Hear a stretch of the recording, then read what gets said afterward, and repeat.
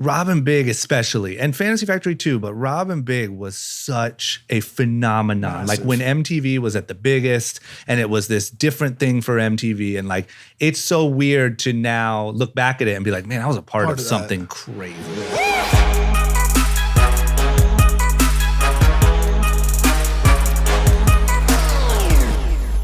What you got there, Mike? This is the occupancy agreement that me and Andre were just asked to sign. I've been here for 4 months. I had to sign mine, I think about 6 months ago. I don't know. It's a roommate agreement. Yeah. My lawyers made me do it. It's not my decision. It's respectable. This number, this number 2 is what I really like. You have not granted me a room at this house. You've granted me a revocable, non-exclusive license to use on a month-by-month basis a portion of the property. Which just, it sounds so much more legit than a room. Yeah. Like, I'm not your roommate. I'm your irrevocable licensee. Incredible. What? Hey, shout out to Duncan, my lawyer. But Great job, Duncan. Why you structure it like that? I feel bad. You could have just said room.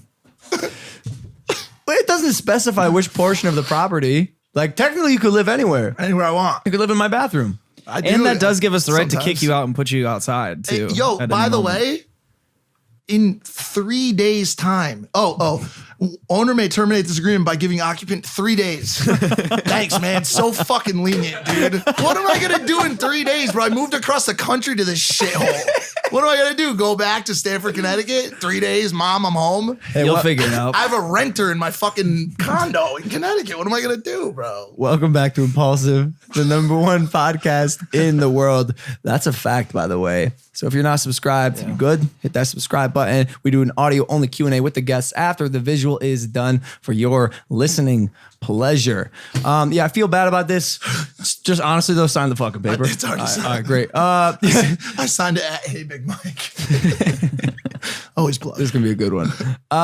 We love you guys. As always, we appreciate your feedback. So anytime you want to comment or say something below, we do listen. I'm feeling like we've been on a grind lately. Yeah. And we're going to continue that today because we got a dope ass guest as fucking always. I want to introduce him. Guys, you have seen him before on TV. He is the culmination of forward thinking and awesome shit. It's the founder of Young and Reckless. Ladies and gentlemen, Pfaff AKA Drama. Drama. What an intro, man. Did you write that intro? Yeah, I did. Wow. I did, bro. Wow. The culmination of forward thinking and awesome shit. That was very flattering. That was deep. Comes to my mind. I came in feeling real good. Yeah, I know, bro. You look good. Thank you, man. Thank you. Yeah, first time meeting you in person, you got a glow to you. I can feel it. Thank you. Beard I'm is working on my neat. health. Oh, really? Yeah. I was super unhealthy for a long time, smoking cigarettes, just you stopped? Yeah. Stopped, been working out, trying to get my life together. Amazing. You just said a key word that I liked. I know that. We're Ohio brothers. Ohio fucking brothers. Yeah. What part of Ohio are you from? Cleveland. Oh, I'm from Akron. That's close. Very close. The neighbors. Damn, I thought you guys were from like Columbus or something. Nah. We're like probably what high school did you go to? Coventry. I went to Westlake. Yep. I've heard of Coventry. Yep. But yeah, dude, Okay. Ohio boy. All right. Here we are. Wait, was smoking cigarettes like an Ohio thing to do? Yeah, I mean, it's probably stereotyping. I probably shouldn't do that. But yeah, like I was just like a skater, chain smoking cigarettes and, When'd you stop? That shit's hard to quit. I stopped 3 years ago. And then you, ate unhealthy too? Eating is like the last and final straw, right? Like I'm decent. True. I'm like medium right now. Yep. But I've been working out and, just trying to be like a good function. I'm 32 now. So like you can't be. Wow. 30s club. Go. You look young though. Thank you, man. I get that a lot too. Thank you. How old are you? 34, bro. I'm like young too. Signing up for Medicare and shit, bro. It's a wrap. But it's great. That's how it feels, right? It's great. It's great Medicare. He's got an amazing platinum plan. insurance. If you turn your hat backwards, you probably shave another like 5 years. Yeah. That's why I do this. They say, "Are you 24?" I'm like, add 10. Nice try though. You ever consider going vegan? Spencer's vegan. Me? Yeah. I don't know if I could do it. It's so serious. Are you the only vegan one? No, he's vegan as well. Yeah, I don't know, man. I'm baby stepping. Like, I don't do like fast food and that stuff anymore, but that's like a big deal for me. You know what I mean? So vegan is like, but I watched that documentary. Which one? What the Health? What the Health? Yeah. And like, I kind of got on the bandwagon for a week, of like, this is terrible. We got to stand up for this. And then like fell apart. It's tough, dude. It's a send. How long have you been doing it? 3.5 years. Jesus. So you're committed. He's in. Yeah. My biggest concern, because while it is tough to do, my biggest concern was the inconvenience that it made my life and also my friends' lives. Like, bro, when we're traveling, Oh yeah. Yeah, how do you can- do that? You like pack little bags or something? Honestly, a lot of it's like if you're traveling for a long time, you sometimes either just have to fast and not eat. Yeah. Or you just got to find a vegan restaurant or somebody that just can whip something up. See, my Usually problem you can is, find it though. My problem is I'm skinny, right? So it's so hard for me feel to you. put on weight. Weight, So as yeah. I'm working out, I'm like chugging protein shakes. I'm trying to put on weight. So I can't fast. You I gotta have eat a to lot. like have little snacks and what about like mass gainer? I did mass gainer in high school. That's 'cause what I was really do. skinny. Oh, for real? I do 2 of them a day that are like 700 calories. Oh, shit. Your metabolism must just be like ripping. Rocket speed, man. And nobody obviously like sympathizes with me, right? Because I do. Thank you. I do, bro. Thank you, man. I'm a tall, skinny guy too, and I did his vegan diet for 1 month. You're not skinny, bro. I'm sorry, you're not skinny. I don't think a single person would describe you as, All right, well, as maybe skinny. not skinny, but I mean like a Slenderman kind of. Yeah. No, bro. A slender- Man, shut the fuck up, all right? Yo, Maybe like a husky man. so I did vegan for 1 month, dude, and I lost 50 pounds, I think. Yeah. It was horrible because I was eating, all we were eating was like Did branches. we miss something, bro? When was this? Last month? You lost 45 to 50 I think pounds. you said you lost like 4 to 5 pounds. Yeah. Yeah, okay. Can I just add to the fans out there? I didn't bring this conversation up this time. So just don't hate on me. He's mad. That's true. He's mad, Chris, because they call him Soy Boy. I'm not Like mad. the fans I do? embrace it. Yeah. I embrace it. Does he bring it up a lot? Like, oh, if you were vegan, that wouldn't happen. Not okay, really. good. No. Good. I let He people does- embrace yeah. what they want to do. I mean, like, I'll bring it up just because, like, I'm passionate about it. But Yeah. at the end of the day, like, You're I'm not not one of the those vegans guys. that, like, judges and Yeah. is, like, you know, Yeah. trying Those are to the weigh it down on worst. people. Yeah, He hate those doesn't vegans. he doesn't judge, but like I speak my truth. even when I'm eating meat and he's not judging, like to me, he's judging. You know what I'm saying? Like Yeah, it just yeah, yeah. always feels like I'm doing something fucked up. Like when I'm cutting into a nice that's your own juicy conscience. ribeye, Yeah. I know, dude. That's your own conscience. I That's don't not think me. so. Nah. I've been cutting a steak one day and I just, took a glance over the shoulder. You were 20 feet down the hall, peeking out a corner, staring at me. like this. Look. I mean, it happens. Man, you have It judgy happens. eyes, maybe. He does. So listen, man. Obviously, growing up, I watched Robin Big. Yeah. And as everyone, huge fucking fan. Thank you, man. Huge Oh, fan. yeah. I got to know, where did the name Drama come from? Oh man, it's a terrible story. Where it came from is so I grew up in Ohio.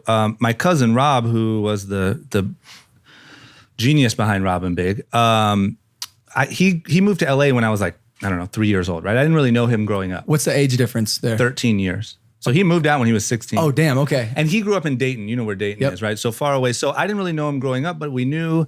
I knew I had this cool skateboarder cousin that lived in California. And so when it came time for me to graduate high school, all I wanted to do was move to California, right? So I wrote him this email like, look, man, I'll do anything. I can film you skating. I can clean your house. I can literally do anything you want. And literally all he wrote back was, Cause and Drama. My email address was Cause and Drama. So all he wrote back was Cause and Drama. What the hell is this? And I was like, no, my only chance, right? I just blew it. And so, you know how devastating that is when Yeah. you're 18. So when I ended up moving out, he printed out, it was right when MySpace started. He printed out all of my most embarrassing MySpace photos and told everyone that my name was Drama and that I was a rapper from Ohio, which wasn't true. And laid them all out on the table and said, everyone, you only talk to him as Drama, whatever. And so everyone just said, Drama's here, Drama. And I'm like, man. So nobody ever called me that before, but now everyone does. Now my own mom calls me Drama. No. You know what I mean? It just took over. Because of so. your first email address. That was it. So Dude, there was no like, I'm a that's pretty wild. like quiet, like, you know what I mean? I'm not a dramatic dude. At all. At all. Yeah. It's funny. You're quite the opposite. Yeah. I feel like on the show, you were the one always being dragged into these like shit situations. Yeah. Were those reactions real? Yeah. So you know what they would do to me the most? So towards the end, I guess it's been long enough now. I'm not breaking anyone's heart. Towards the end, we kind of had it down, Yeah, right? We knew yeah, what we were doing. yeah, we kind of yeah, were playing our roles. In the beginning, what they would do is they would plan all the episodes and everyone would know about it but me. And they purposely wouldn't tell me because they wanted real reaction. So I would literally go over to his house every day to like do laundry, not knowing what was going to happen. And when it did happen, obviously you get the real Yeah, reaction. But yeah. literally after like 3 years, I was like, I can't take this anymore. I know I can act. just tell me what's going on. I cannot live like this. Really? Yeah, I'm like, come on. Wow. But they would tell me the big stuff. Like there was a real famous episode where they shaved my head like an old man for my 21st birthday. And that one, obviously, they're like, hey, we want to do this. Would you be down to do it? And I was like, that's so funny. Like, yeah, I'll Did do you it. say 21st birthday? Yeah. It was that long ago? Oh, yeah. Yes. Yes. Yeah. That was 11 years ago, That's that episode. Freaking wild. Holy shit. Yeah. Dude, honestly, the reason I'm in this house is because of that show. Really? Hell yeah. How? Like, what do you mean? Just watching that woke something up in me where it's like, that's possible.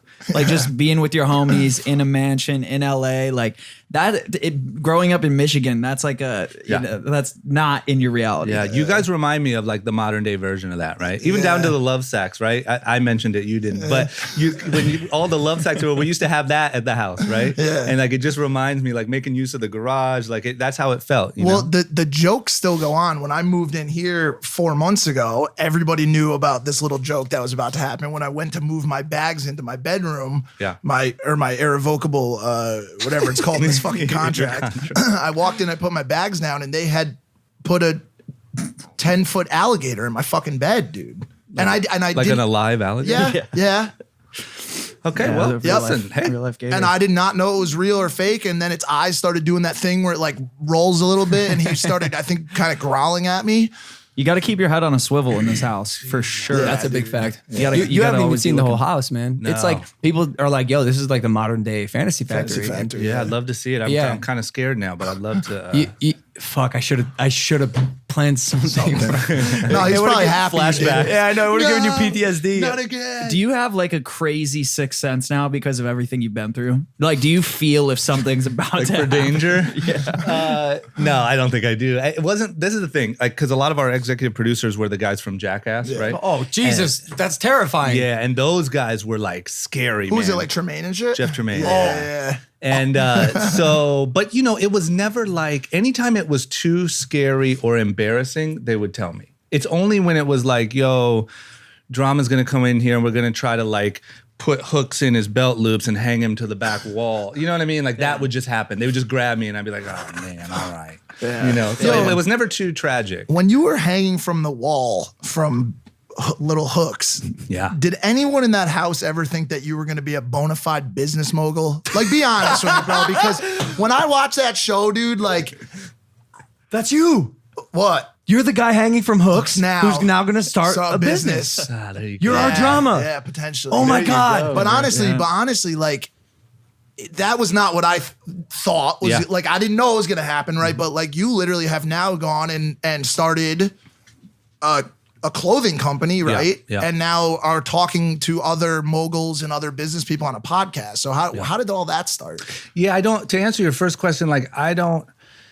You know, I talk with Rob about it now because obviously we're super close. You know, he's like my brother, and I do think he's a little surprised. You know, because I was just such like the awkward kid from Ohio that didn't know which way was up. You know what I mean?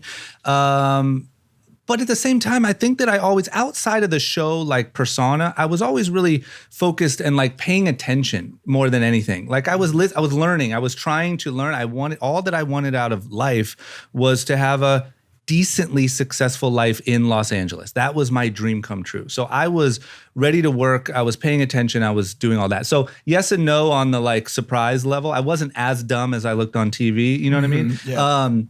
And then as far as how it happened, I mean, the short version of it is I had a lot of great people around me. I asked a lot of questions. I explored constantly different professions and different ideas. And, you know, for me, I always had that thing in the back of my head that if I don't figure it out, I have to move back to Ohio. And well, at least We make this joke all the time. okay, thank you. Every day, and bro. that's more what I'm traumatized from. I still will have a bad day at the office and be like, oh my God. Yeah. I have to go What back part of to Akron am I going to move to? Views are down. I'm going back to Ohio. Do you look at it as like an acceptable thing? Because No. when he says it, it's not always like such a bad thing. Like I think like I mean, I love Ohio. I could I live love Ohio. in a tree if I needed to. That's how I, I love grew up. Ohio, but like I'm just saying, and for some people, Ohio is heaven, and God bless them. For me, I've seen LA. I've just seen like I'm so addicted to like the opportunity here and the Same. people. You know, there's people like you guys. There's not people like you guys in Ohio, right?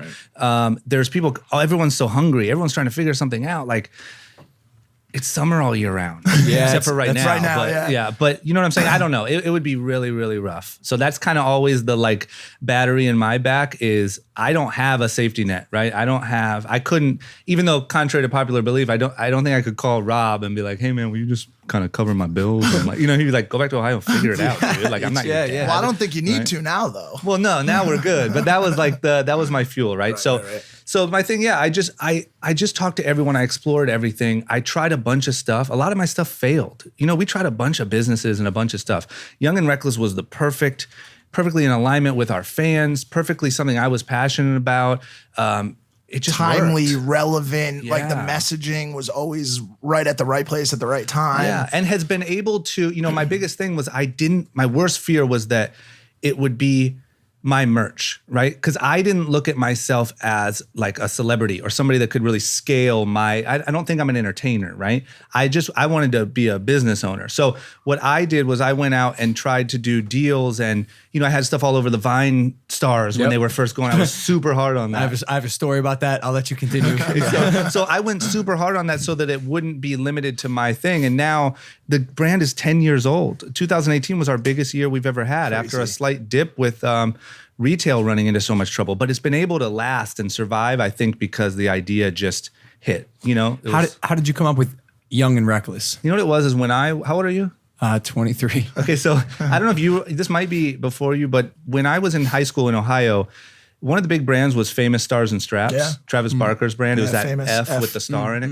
And I would see kids walking around my school with their shirt would say famous or their MySpace page would say, don't hate me because I'm famous and have like the famous F. And I'm like, man, even though these kids suck, this is this is what I want. When it came time for me to make a brand, I'm like, I want something that means something. I don't just want to call it like, whatever clothing and try to make people believe it's amazing. I wanted people to really feel like inspired and empowered when they put on the shirt. And so Young and Reckless is what I came up with. The first name that I ever had was Vanity.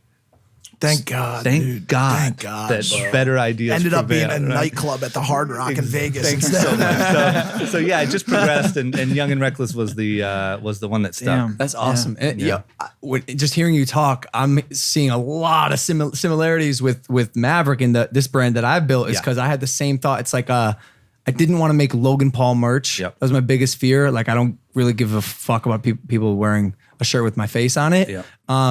The lines have kind of blurred because I refer to it as Maverick merch because I don't. So kudos to you, bro, because it is not fucking hard to build a brand. Yeah. Not easy, Matt. Wow, thank you. No, I never it's caught that. super easy. It's Like, not anybody easy. can do what you're doing. What he's saying is, I don't even know why you're here. Yeah, Because like- this is really easy. Anybody We just kind of came to that conclusion.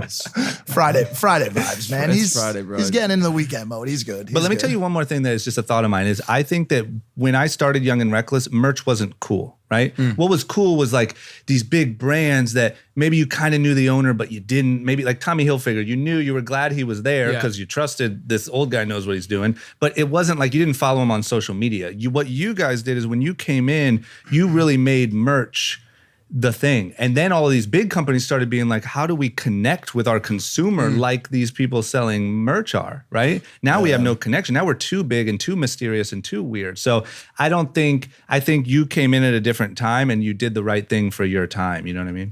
Yeah, oh, for sure. But I mean, beyond just creating a cool, like wearable brand, something that empowers your consumers when they put it on, you've been able to stay relevant for more than 3 to 5 years. So far, so good. Yep. And part of the reason is because I think you've innovated marketing. Yeah.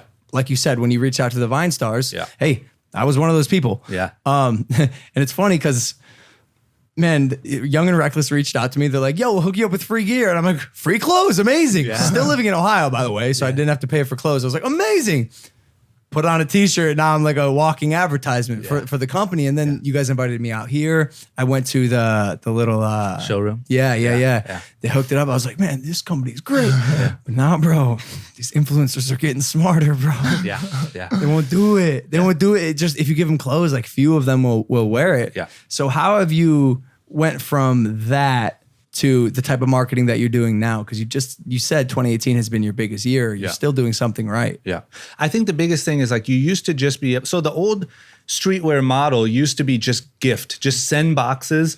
And back in the day, it was like, hopefully 50 Cent wears it on TRL, right? That'll make our brand. And everyone was just kind of hoping for luck. And then in like the early influencer days, the same thing was kind of happening. Just blanket stuff, build relationships, make them like you. Like you have to like us, put on our shirt, wear our stuff, and eventually enough of it will get out. Now I think, number one, you gotta pay at a certain point, right? The free game is kind of over. Influencers are a legitimate business. It's a legitimate marketing lane. It's not some joke anymore.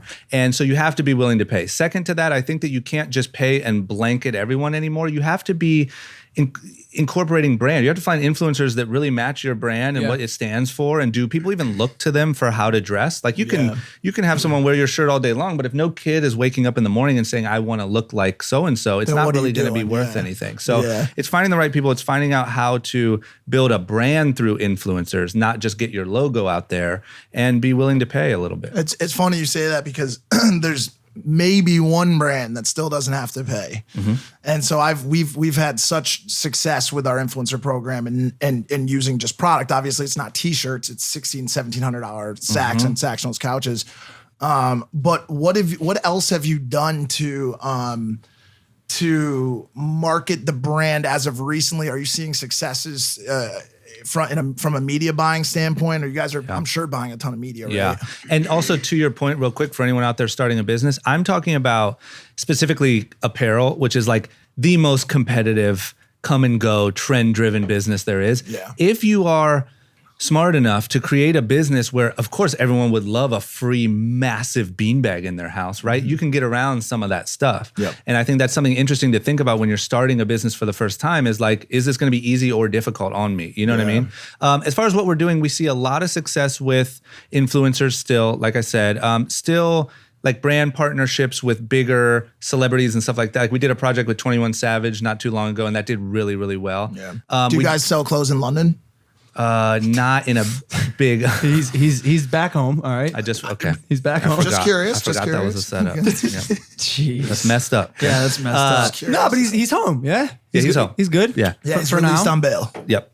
Is it bail? Is that no? That's not what it's called, right? Bond. I think he's just Bond. Bond. Yeah. You were bringing up how the apparel industry is so competitive. What are your thoughts on the Gucci controversy, if you have any? Ooh, I think it's really, really stupid on Gucci's part, man. And I think that for the longest time, big brands like that didn't have to worry about little mistakes because all you had to do was convince the tabloids or the massive magazines not to run articles about your company being racist. Now social media can take it and run with it, and you can be evil before you wake up in the morning. And so I think that like these brands have to be ultra careful of everything they do. And I don't understand how something like that gets through.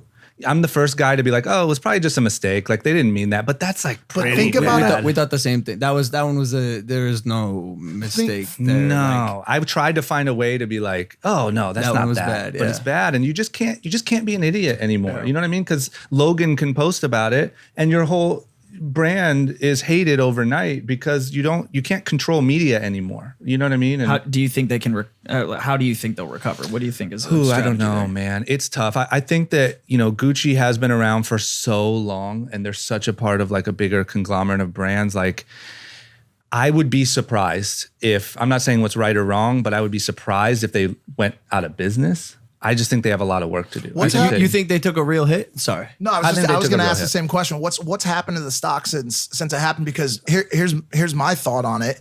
You'll see them start to take a hit in the rap community and the urban community, but at the end of the day, Gucci has quite a base of rich white women and men in other countries that are buying their product. The majority of their buyers are not Lil Pump and whoever. Yep.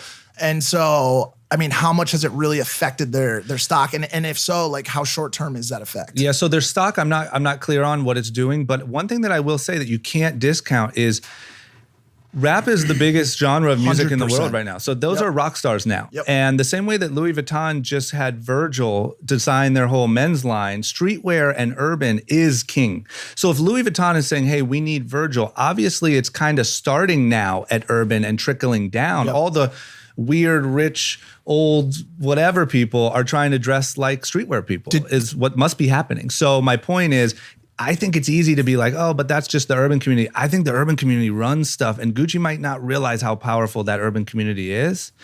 And they could have made a bigger mistake than they thought they did. Yeah, that's true. Did you see what Virgil did after Louis? He worked with IKEA. Yeah. So IKEA spent God knows how much money on him to design rugs, off-white rugs that say, what is it, like, do not stand or stand here or something on them. And he's killing you're it. absolutely right, dude. I mean, the rap culture controls everything. Fashion. Now. Fashion. I mean, a lot of things. A but lot like, of things, yeah. Streetwear and like New York Fashion Week or Paris Fashion Week looks like what Magic Trade Show streetwear used to look like, right? Like Fairfax has sort of evolved into this blend of luxury and streetwear, and that's running fashion. And so I think Gucci made the worst mistake at the worst time. They're gonna pay for it big time, you know? Yeah, and another question I have too on that is like you said, how? Like you saw it happen with them. You saw it happen with H&M last year. Remember with the H&M situation? Yeah. And I think about it like with us and a brand like you, and I don't know what your annual rev looks like, but I mean, we have layers and layers of review process on every piece of content and media that goes out. And you look at a brand like Gucci that's publicly traded globally, you know, in global retail. Where were the people that were like, yo, this can't happen? Yeah, I do not know. It's mind-blowing. I do not know. And I feel like they're probably asking themselves the same question right now, right? Somebody's fired, obviously. I would hope so. Yeah. This might get cut, but I want to suggest it and maybe answer the question. Sure. I would be interested to see what Gucci's review team looks like diversity-wise. Do they have an African American on that team? I would assume yes. Sometimes Maybe I'm incorrect, but sometimes in those situations you end up with a team that potentially has, for example, with this Gucci thing, has an African American on the team, but they are a junior associate that's scared to step up to a brand director or a VP of brand. Or when they do step up, it's like go back. Stay back in your exactly. So that definitely one of those two scenarios definitely happened. Either someone saw it and was afraid to step up, or they got told to be quiet. But if I'm not mistaken, I don't want to have fake news here, but Dapper Dan, right, who's like really well known in the hip hop community, I believe has a creative job at Gucci, who's a black guy. Yeah. And so I don't know whether he didn't stop it. I'm not sure what happened. But I'd probably assume he didn't see it. Because think about like the amount of stuff that is happening in a brand that size. I would, it'd be hard to pin it on one person. I could be wrong, but I mean. Yeah, you just got to be careful, man. And the moral of the story is you can't do any dumb stuff. And that's getting harder and harder. Yeah, that's getting so hard from both a sensitivity standpoint, which we've dealt with, but also from a like ultra transparency standpoint. Every brand is people demand transparency nowadays. And if you don't give it to them, they're going to get it through their own means anyways, through a mistake that you make or through your financials or something. Everything is wide open and shareable nowadays. And it's like, it's scary. It is. Yeah. There's almost no way to be 100%. There's almost no way, because you're always going to somehow offend somebody. And this is not discounting what happened at Gucci, because that was horrible, but it's just really tough right now. Yeah. And also I think one of the things that's happening with this new trend is like, we're not necessarily weighing the offense, right? It's like you're canceled. If it's small or if it's massive, like you're just canceled. Like there's no due process. There's no like judge or jury. It's just like small thing, massive thing, canceled. Don't care, and it's interesting. We talk about that all the time. And I'm not sure, man, now that everyone has a voice on social media and Gucci sales are dictated by the people using social media, as much as I would like to think the cancel culture will get a right to due process function, man, I'm just not sure it'll ever be that. Like, at what point will people start to really absorb a situation and come to a conclusion, a reasonable conclusion, rather than just hopping on a train because everyone else is doing it? Like, It's tough, man. This is the only time in my life that I've ever, and I'm the oldest, obviously, that I've ever been, meaning like the wisest, right? And it's the only time I've ever felt like I can't tell you. I have no idea where this is going. Yeah. Like it's a little insane. And just the way that the news works and the way obviously what's going on in politics and everything, it's just constant like explosions of crazy hysteria every day. And I don't know whether eventually it kind of balances out, or is there some negative reaction of all this stuff, or I don't know. As someone who's been involved in pop culture for so long, do you see the need for some, like, you look back at generations before us and there's some movement that takes place. Do you see a need for that within our generation? Well, there's a million movements going on, right? Yeah. It's like, do you want a movement to say stop the movements? Yeah. It's like kind of, you know what I mean? Like it's interesting, and I think like Would that be so called ironic. like what would a non-moving movement be called? yeah, standstill. Standstill. Standstill. We need a standstill. We're all just we all just Donald need to chill. Trump's trying Chill to out. do that. Yeah. We had a good 35 days of standstill. I don't know. I don't know, man. I think that to everything that happens, the pendulum always swings the other way. Yep. And there is definitely, undeniably, I'm not saying what's right and what's wrong, but there is a culture right now of outrage and of tearing people down and instantly canceling people with no process, like I said. And I don't know what the other side of that is. Right? It's going to swing somewhere. It's not just going to be this forever. It's going to evolve. I don't know where. And what should I as far as what should happen, or like the standstill, I don't know. I'm not in the position to say that, but I just wish we would get back to like the law and the legal process is set up a certain way for a reason, right? There's a jury and there's a trial and there's a judge and there's penalties, and it's not just. It's like as if everyone was just sentenced to the death penalty. You know what I mean? Like no matter what, you cross the jaywalk, death penalty. Murder a person, death penalty. Speeding ticket, death penalty. It's like there's no process. I don't know, but it'll go somewhere. It always works itself out in a positive way, usually. Usually, always, sometimes. Hopefully. I think what probably needs to happen, and the first thing that people need to start thinking about is a return of what we used to call honest mistakes. Mm-hmm. And I think nowadays, everyone online or behind a keyboard or whatever feels that there is some level of malice behind every mistake that's made. And so they say, okay, Gucci did this, Gucci is racist. H&M did this, H&M is racist. Like it's like you said, it's just like, okay, we got a mistake here, drop the axe on them. Yeah. And unfortunately, that's not how it fucking works. Yeah. Like people make honest mistakes. Things get overlooked. People come into work hungover and they don't do what they were supposed to do that day in the review. Somebody's wife cheated on him and he's having a bad day and he makes a mistake writing something. Yeah. And then, and so I think what's happened is you've got this mob of angry shark malice people that are just trying to put a malignant intent behind every single little mistake that fucking happens. And that's what I was going to say is we forgot intention. It's like literally if you say something crazy to someone and they're like, yo, man, what was that? And you're like, oh, I didn't mean to do that. I'm sorry. You clear that up, right? We forgot giving any value to intention and what people meant when they, you know what I'm saying? And I think it's just like, oh, I took a line out of this thing. Context. And like dead. Yeah. Out of here. You know? So and some people true. are really wrong. That's the problem because there's so much good in this too. Like so many people are being exposed, like Harvey Weinstein, right? Wrong. That is, it's 100%. good that got exposed. It's good that those people had a voice. It's good that started a movement, right? No denying that. But it shouldn't be lumped in with any offense, you know, is all I'm saying. Yep. Yeah. Cancel culture. Yeah. And I think it's also, it's funny because it's like everything's moving in the same direction. Like all the things that come out of context, like you look even like at text messaging. Yeah. It's all going that way. Like You know somebody what- you know says what something I'm- to you Yeah. and you read it a certain way. And like you said, the intention's missing. Like they say, I could tell people go fuck themselves in the most loving way ever, but somebody that doesn't know me might read it out of context. Yeah. You know what I'm saying? 100%. And so it's like, it's just the way the world has started to work, you know?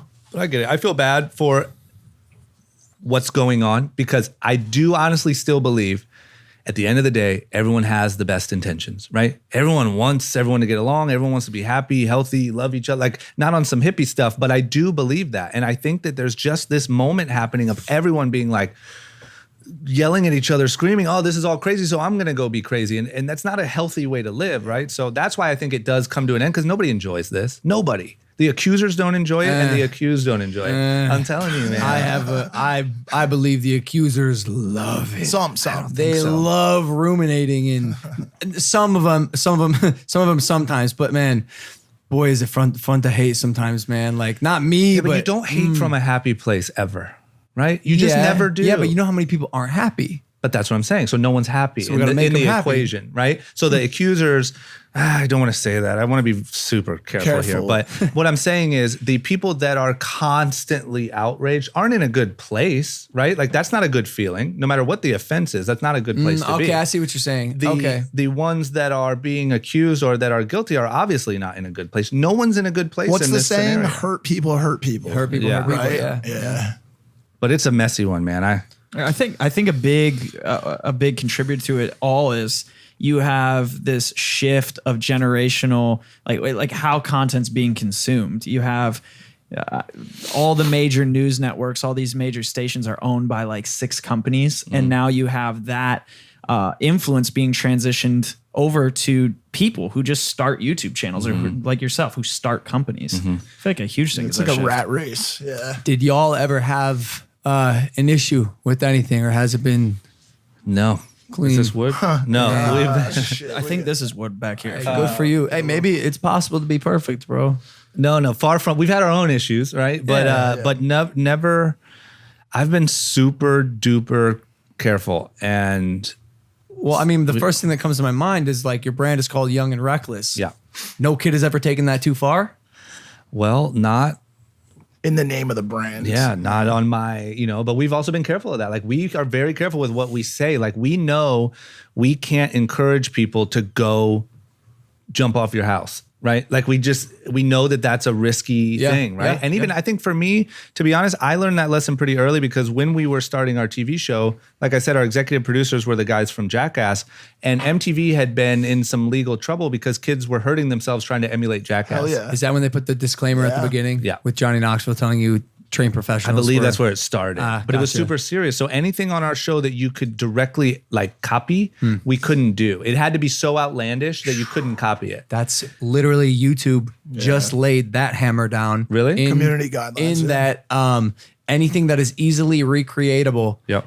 if it's dangerous and it happens in your content, if it's easily recreatable and anyone can do it at home, that will get flagged and possibly removed, demonetized, whatever the consequences are. Yeah. But okay, so then what?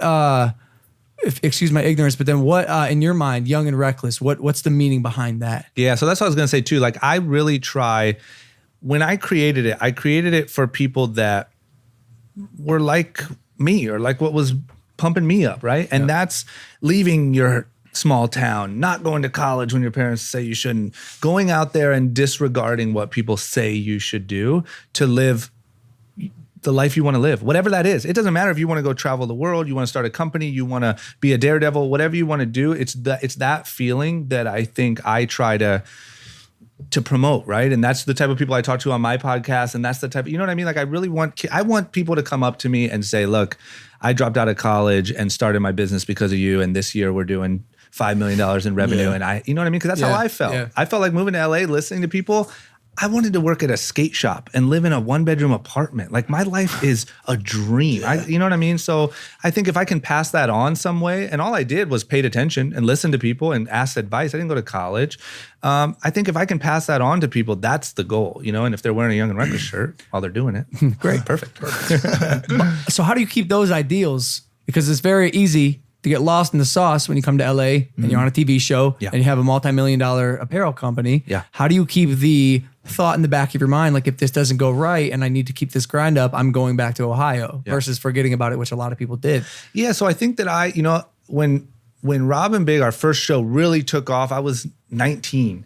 And I got exposed to a lot of like Hollywood stuff pretty early. And I think I just recognized pretty early that it never led anywhere good. You know what I mean? Like I saw people up all night doing drugs and worrying too much about girls and all this stuff and taking themselves too serious and wanting to be the coolest guy at the club instead of a guy with a good idea in a office, right? And I think that I just never, luckily, I never looked up to the cool partiers. I never looked up to the coolest guy at the club. I always looked up to the people with cool ideas that created something, and I knew that was a trap. And I think, I've had my fun, I've had my moments, but I never got sucked into it. And I always had that, move back to Ohio in my head. So I was like, well, I can party my way right back to Ohio.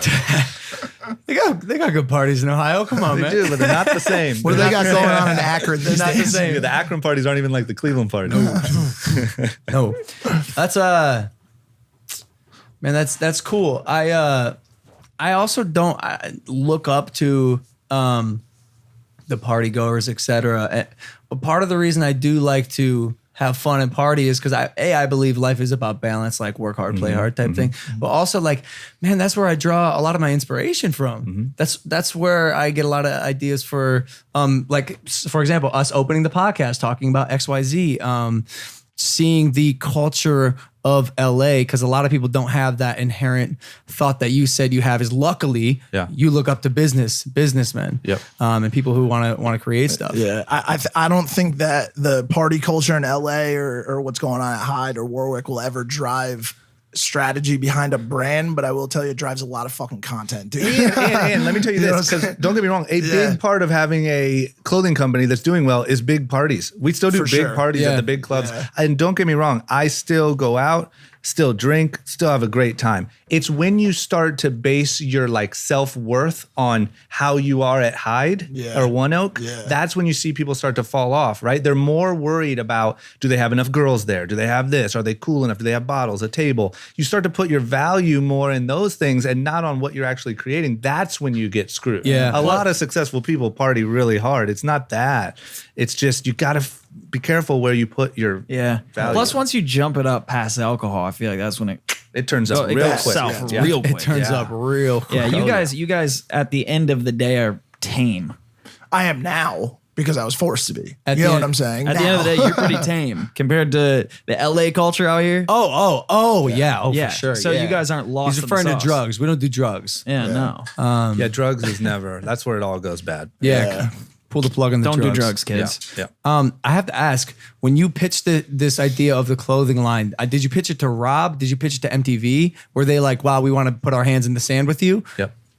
So the way it worked is I came up with the idea. I knew this was my moment to launch it. It was right when Fantasy Factory was launching and not Rob and Big. And, it was Rob and Big Black were the stars of Rob and Big. Big Black moved to Texas to raise his newborn daughter when Fantasy Factory started. So it was me and Rob. So I was like, this is my chance, right? I could never get a sponsorship or anything like that on Rob and Big. I wasn't a big enough character. So I came up with the idea, young and reckless. Of course, the first person I went to was Rob. And I'm like, hey, man, I got this thing. And, the short version of what he said was like, all right, we'll go do it. I don't have time to what do you want me to do? Launch a brand for you? And I'm like, and I was devastated. I really was. Cause I was like, man, I thought you were the key to success, Dude, Rob's intense. He I is. actually When had a he works, moment with he's- him yeah. that was similar. Like, did? I wanted pitched to him get your him in clothing my, line? No. I wanted to get him in my documentary about education. And somehow I ended up at his house. And I remember I asked him, because I got invited to a meeting, and I asked him as we were leaving, and he's like, no, I don't really want to be in that. I'm more involved in, I'm more focused on building businesses. Yeah. And it was just like, It's that I thing. He wasn't does that used to really that, bro. well. No, Nope. But also, no thanks. Nope. that's dope, dude. it's dope. It is to just be direct. He's wasting no one's Yeah, time. yeah. there. He means well. He really does. But Yeah. I think when you get to his level of doing it, you don't have time for anything. You don't. yeah, he's that you always don't- been that yeah, way. yeah. Before even when he was a pro skateboarder, he just says what he means, which is in the end a good thing. It's just that if you don't know or you just get a moment and you're like, hey man, you could take it the wrong way. But Did you take it? Did you kind of know at that point not to take it personally? I knew not to take it personally, but I was hurt, because I just thought that's the logical next step, right? So the way that it worked is then I had been on Rob and Big for a couple years. I was on this new TV show. I went and tried to set up meetings with everyone that I could, anyone in LA that I knew that had a clothing brand or anyone that knew, and I pitched it. I said, this is what it's called. It's Young and Reckless, and this is what it's going to look like, and blah, blah, blah. And I found my business partners, and they were these guys that had a brand for like 7 years before me. They knew how to do all of the manufacturing and distribution, all that stuff. Nice. And they got it. Most importantly, they just got it. They saw like, oh, this weird experimental thing. We're down to give it a shot. And they did, and then it worked out. And the last part that I have to add is I am so thankful that Rob said no, because if not, it would have been a hand me thing. I wouldn't have known what I was doing, and it would have been out of business in 2 years. Like there's no way it would have lasted. built it. I built it, and it sucked at first, man, but it forced me to now, 10 years in, I know this thing like the back of my hand. I know why we're here. I know what's good and what's bad, and we're not going anywhere. And I feel very confident about that, right? So I gained a business education by him forcing me to go figure it out. That's awesome. Yeah. What's your breakdown right now from a sales standpoint? You guys are in retail through third party, right? You don't have brick and mortars, right? And then 50-50. 50-50. Yep. So it was this. So, we built the brand at retail, right? The way to do it was you go to these retailers, you fly around, you show them your clothes, you try to convince the buyer to buy it, you take them out for a nice steak dinner, and you slowly build up shelf space in like Macy's and all these different places. PacSun, Zoomies. PacSun's huge for us. And so we did that for 6 years, and then all of a sudden retail started dying. And when retail starts dying, everyone starts making really dramatic decisions, right? And in clothing, you have orders out for production months and months and months in advance. So if Macy's says, hey, we can't take that order anymore, I'm sorry, we have it. It's being made and we're on the hook for it, right? Yeah. And so it was a rough, in like 2015, it was rough, man, because it flips quick. So even if your sales are high, your profit can be real low because you're stuck with inventory. You know what I mean? So at least you never got into a point where you're holding a bunch of actual real estate inventory, because that's with the retail apocalypse, a lot of people went out of business because they're holding on to real estate inventory. We've been lucky to have our showroom and e-com model work very well together. We don't have stores, we have showrooms, just like Tesla does or Peloton does. And so you go in, you view the product, then you can go home and order it. But so you have a 50-50 split, huh? Yeah, it used to be 90-10, all, whatever. But when that started happening, we said, okay, well, we got to figure this out. So that meant like, unfortunately, firing a lot of people. We essentially replaced our sales team with like a, media and Facebook ad targeting team, and switched out our whole staff and strategy and put all of our effort into e-com. And now it's, instead of 90-10, it's 50-50. And we're finally, back to bigger than our peak year as of last year. And now we're off to the races, right? Like, I mean, obviously it's tough and who knows what's going to happen in the world, but we know what we're doing, and we feel pretty confident that we can scale our online business and not have these big traumatic things happen. You're not doing TV yet, right? Like actual TV ad buys. No. You guys do it? Yeah. It works really well? That's when the needle will really... It's weird because in a society where everybody's pulling the plug... Yeah. Well, that's why. It's so weird because as soon as we turned television ads on, we saw these massive movements in revenue. And so I've talked to other brands, Shark Ninja, other brands that have had the same kind of things happen with television. If once you get there, dude, you'll watch the scale go. Whoa. Yeah. It's crazy. No, that's great. Yeah. I feel like your brand specifically falls in a separate category. For sure. Like, why do influencers do free posts for your brand? Like, I mean, you don't have to answer the question, but I'm saying like, even me, bro. I was like 4 years ago, right? That's how we met. Yeah, I answer it like to bifold. Like, I'll give you the quick one. I think it's a product that they see. They want to try to figure out, first of all, how do I get this? I've seen it on social media, and the first thing they want to do is reach out via DM to me. And then the other part of it's bifold is managing that relationship. And he'll tell you when he talked to me for the first time, he was expecting some... Oh, I was expecting a dweeb, and I text this dude, and like, I like to throw people curveballs to test their character and what kind of human being they are. Yeah. So I was like, yo, like, can you fuck on these things? And he's like, what did you say? I said, the covers are washable, so yeah, you could just wash the cum right out of them. And he was not expecting that. Yeah, and that's so a good balance of like corporate and not. We have actually machine washable covers, and so I rolled a very important brand message into my conversation with him, and it was the first time I'm like, damn, I'm fucking good at this shit. And so he was like, I want to work with this dude, yo. And so that kind of started everything off. And he was the start of an influencer program that has, I can't even describe, worked with Jay-Z. Thank you, love. Or you're welcome, Love Sack. You're very welcome. Worked with Jay-Z, Ariana Grande, like pretty much everyone under the sun, Rob Gronkowski, like every influencer, actor or actress. And so it's been really good for us. But the media, dude, like Yeah. Once you start cranking that stuff, man, it's gonna get fun for you quick. You're gonna be doing some fun shit. Yeah. So how did you? I don't know the regulations or the rules, but how was MTV okay with you marketing a product using their distribution outlet and them not taking a cut, or did they?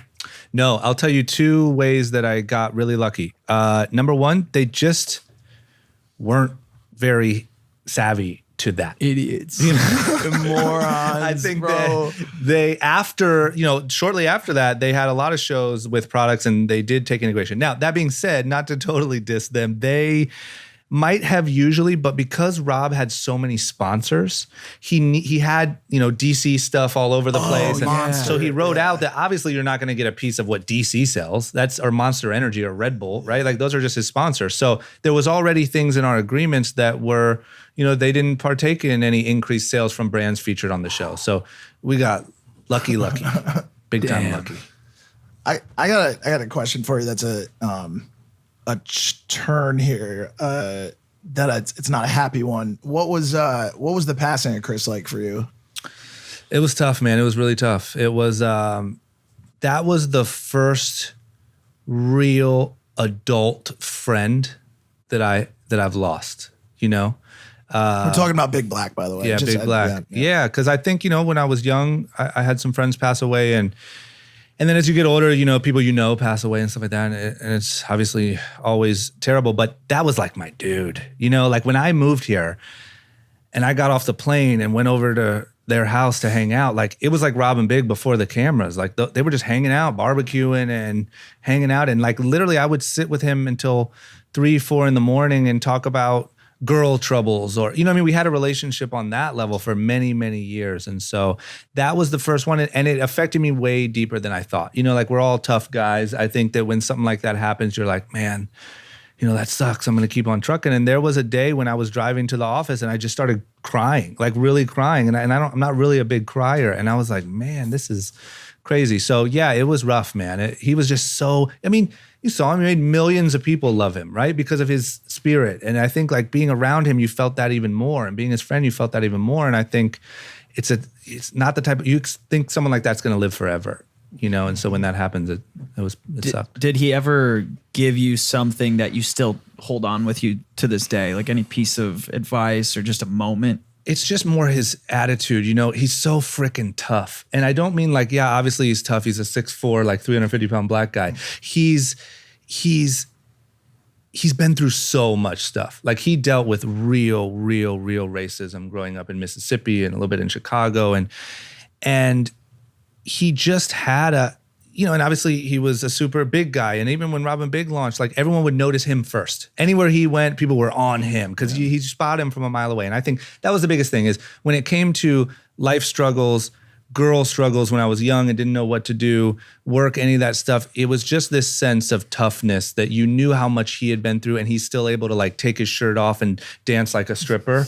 You know what I'm saying? You're like, man, that's the way to deal with a rough, perspective. Yeah. It's actually something I talk to these guys a lot about too. And I've mentioned it slightly before and I've talked about it a bunch of times lately, but I have been through some trauma myself. And I would always kind of take that trauma and I would bring it up in myself and think like, oh, like I've been through this or that. And a couple of years back, I met this guy, Travis Mills in Maine. He's a veteran that lost all 4 limbs in Afghanistan and from an IED attack. And that perspective was helpful for me to remember how well I have it. Yeah. So I think it's probably. And when you something see similar. people like that are so like smiley and fun to be around, you're like, person I'm in a bad mood. Yeah. How did he come up to you? He came up to me. He had his prosthetic hand, and he entered the room, and you just felt this presence. And he's a big, army guy. And he comes up, and he goes, "Good to meet you." And he went to shake my hand, and I grabbed it so lightly, and he goes, "Oh my god!" And starts screaming, and I'm like, "Holy shit, dude! I fucked up." And then he goes, "Gotcha." And I go, if this dude is that happy, that positive, playing games, and by the way, running a retreat that is helping other wounded people get back to life, like what the hell are what we am I going about? through? Yeah. So, that was the thing. I can't remember any one thing specifically, but man, he was a good dude. That fucked Jake and I up. Yeah. Because Yeah, same. I mean, beyond just watching the shows, influence a lot of what we do. Like, man, you'll see when we walk around, it has the same vibe as like Fantasy Factory. And you know what's funny is when I posted about him, everyone was tagging you. And we don't know each other, right? And so everyone was tagging you in my photo, and I'm like, what is going on? And so I reached out to Amanda Cerny, and I was like, hey, we made these like shirts with Big Black on them for like a memorial, and if Logan wants some, like I'll send a bunch. And she was like, oh, he only wears his own merch. She didn't even ask me. She was like, yeah, sorry. She didn't even ask me. I think I might still have some. Well, that's very true. For the most That would have been great. Yeah. But I just assumed, because everyone was tagging you, and I'm like, why is everyone tagging Logan Paul in my photo? But I assumed that's probably why. I have a theory. Is it because of me and Evan? Like we sort of. Oh yeah, maybe because my roommate Evan, also my best friend, is a dwarf. So it's like, oh yeah, I've seen it's the smaller version of Rob and Big in our own type of content, and we're always fucking around. By the way, people tag him also in everything. Like it's like you just get tagged in it. Yeah. I feel like that's what it is. It probably I feel like that's you what it even is. see it like they just released a new web series called Best Friends, and I mean that's been a part of your life for a long time. Yeah. Plus, you guys influenced a whole generation through what you did. Like, it's gnarly, man. I'll tell you, like, for me looking back on it, it's like super trippy, because for us, like, you know, for you guys, and correct me if I'm wrong, but I feel like you guys built up. Like, you started you got a following, you blah, blah, blah, and now all of a sudden you have this thing that's insane, you know? For us, it was like, we could maybe someone's saying maybe we could do like a TV show. And then like they put cameras in the house, but this is before like YouTube or any of that. And so we start filming ourselves just messing around, but it's all worthless content. Then a writer comes in. The point is, it gets to the point where Rob and Big was 9 different pilots, shot, edited, and sent to MTV, all denied before the 10th one was finally approved. Wow. And when it got approved, Jeff Tremaine said to me, look, man, like your guy's life is going to change. Like people are going to recognize you out in the street and blah, blah, blah. And that seemed like the craziest thing in the world to me. I was like, no way, dude. And sure enough, it hit. And Rob and Big especially, and Fantasy Factory too, but Rob and Big was such a phenomenon. Massive. Like when MTV was at the biggest, and it was this different thing for MTV. And like, it's so weird to now look back at it and be like, man, I was a part of something crazy, you know? Because we didn't plan it. We didn't know what we were making. Is it weird, or does it ever get annoying when people bring it up? I'm always hesitant to bring up work XYZ has done in the past, especially if it's like a staple of how people know them. Yeah. For me, number one, if we're doing a podcast, obviously about like my story, obviously it's going to come up, so it doesn't bother me. So we're good. It was for years. For years, people would be like, what's up with the mini horse? And you're like, damn it, dude, I'm trying to buy some new shoes. You know, like it sucked. But that doesn't happen anymore. You go into like an investor meeting. Drama? You know, because like everyone would treat me like I'm their little homie. You know, so they'd be like, Drama, shut up, dude. And I'm like, what?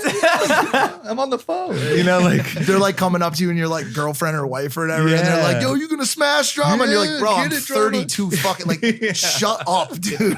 But yeah, now I'm very, very, very like grateful for it, and like can look back at it from a different perspective. Is it a girlfriend? Girlfriend. You got a girlfriend, right? Yeah. That must be nice. Yeah, man. what's that like? That's Are you guys probably all single? cool. No, I'm dating as well. The trusty vegan. Yeah, that's trusty right. vegan though didn't take his girlfriend out on a Valentine's Day, Yeah. and today's her birthday. And also, what are your plans, Spencer? She's working till 10, and then I'm gonna go hang out Bro, and take her You out. need a all right? surprise. Show up with flowers. All right, what should I do? Let's figure it out right now. Show up with flowers, Okay. and vegan Some chocolate. soy. Okay. Is she vegan too? else? Yeah, she is. Oh, you get her like an amazing vegan meal. I don't know if that exists. Make roses out of heads of lettuce. Bring her to Crossroads. I mean, You got to do something. Trust Oh, us. I'm listening. I'm here. I need help, boys. Yeah, you got to do flowers. You got to do a nice vegan meal. You got to like, you'd be like, oh, babe. And then like when you talk to her, be like, yeah, I don't know. Like I had a long day. I was podcasting. Like I'll just Yeah. see you when I see you. And then bam, podcasting. surprise. Look, I'm a great dude. Actually, is there a way to bring flowers, which like technically they're plants, and then actually eat them? Because I'll look you're- into it. Yeah. I'll look Romance. into it. Yeah. Yeah. Write her a note too. That could happen. Write Do you her a ever, note. do you ever have a girlfriend that you were talking to that you split off with, and it seemed like it was like an amicable split, and like you guys were going separate ways, and everything was good, and then they do something like fucked up, bro.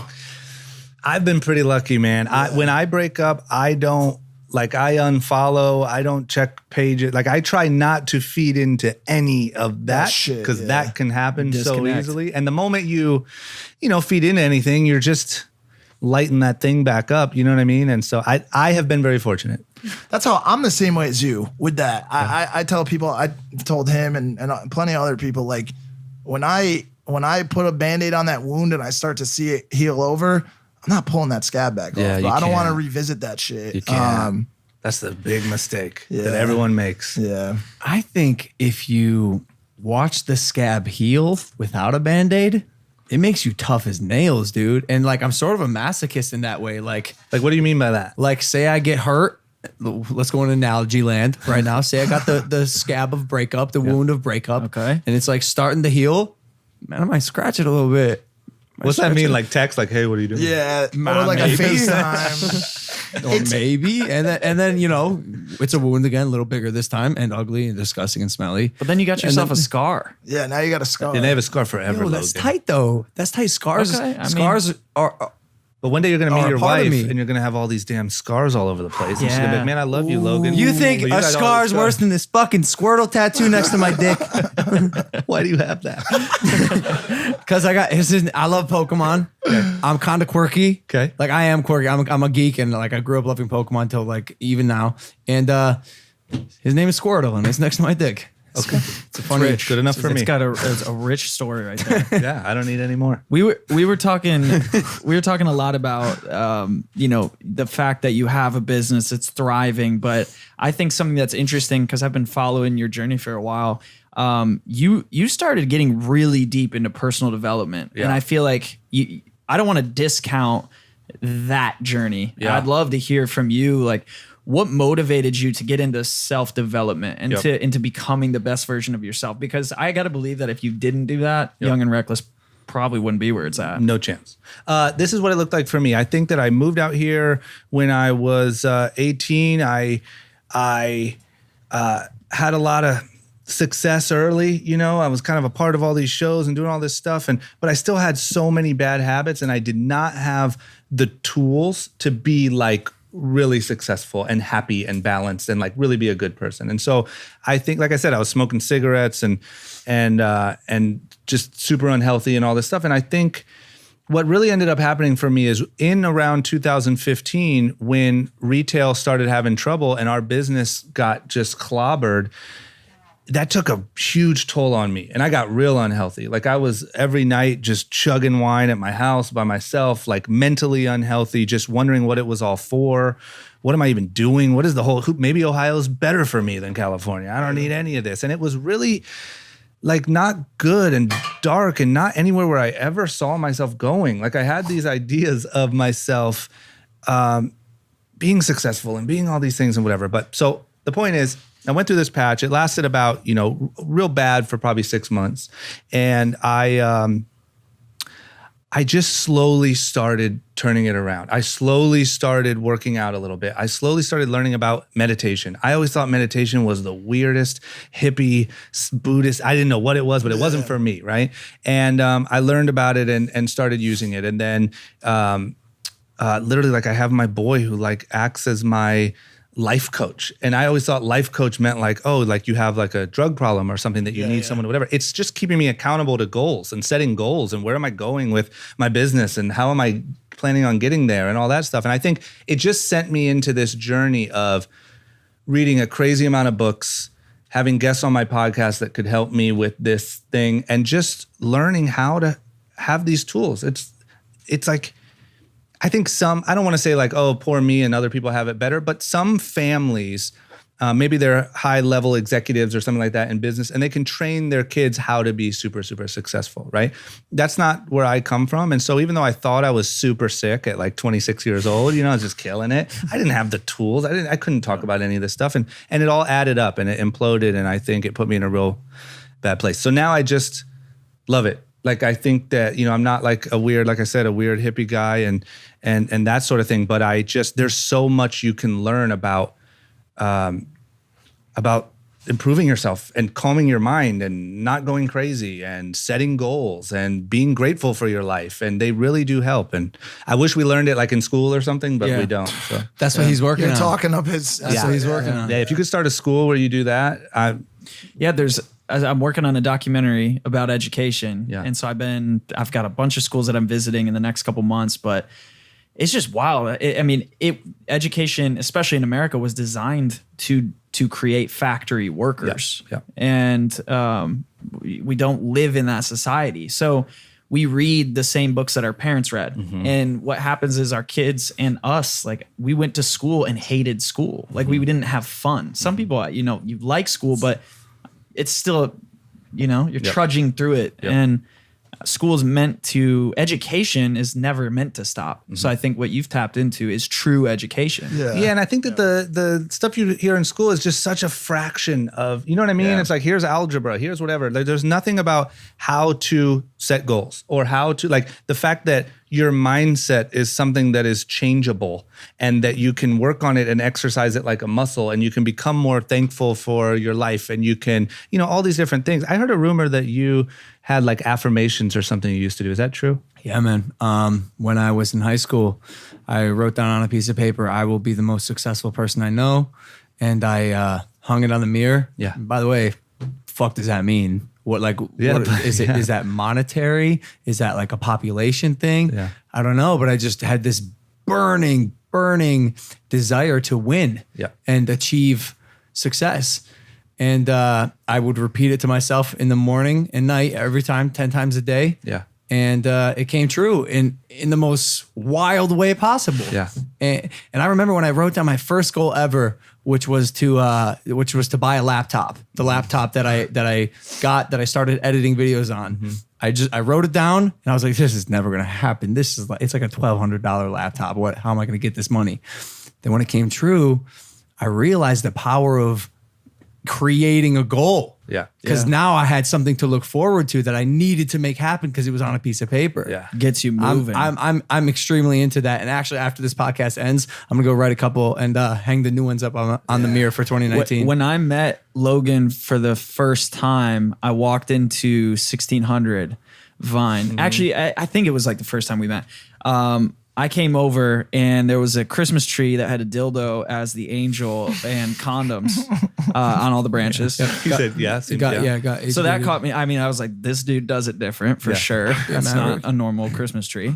And then I ended up helping him film some videos, and we were shooting a little skit with Maverick, and I like saw on his mirror in the bathroom, he had like a sticky note that said, "I'll be the #1 entertainer in the world." And it that to me motivated me. I was like, I was relatively big on affirmations because they've helped me so much. But when I saw that, I was like, oh, he's doing it too. Yeah.